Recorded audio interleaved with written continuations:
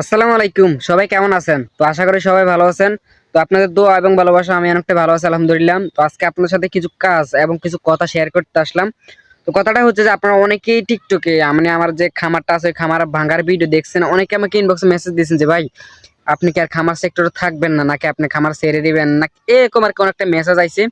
তো আজকে আপনাদের সাথে বলবো যে আমি খামার করব নাকি করব না। আর এর আগে বলে যে আমার আইডিতে একটু ভিউজ আছে, সবাই একটু কপি লিংক রিপোস্ট করে দেন যদি পারেন আর কি, যদি আমাকে ভালোবেসে থাকেন। আর আমি মূলত খামার সেক্টর কখনোই ছাড়বো না, এটাতে লস হোক কষ্ট হোক যেটাই হোক না কেন আমি খামার সেক্টর ছাড়বো না না না। কারণ খামার করে আমি কিছু জীবনে করতে চাই, জীবনে ইনশাল্লাহ কিছু হবে যদি আপনারা আমার জন্য দোয়া করেন। আর আমি আপনার জন্য দোয়া করি যেন আপনারাও খামার করতে পারেন। আর এই খামার ভাঙছে দিয়ে কি হয়েছে, এর থেকে ভালো খামার হবে ইনশাল্লাহ যদি আল্লাহ চায়, যে আল্লাহ আমার মনের আশা পূরণ করে। তো আমি একটা আশা নিয়ে আছি যে এই খামার ভাঙার পরে আমি কি করব। তো আশাটা আপনাদেরকে কয়েক মাস পরে দেখাবো ইনশাল্লাহ।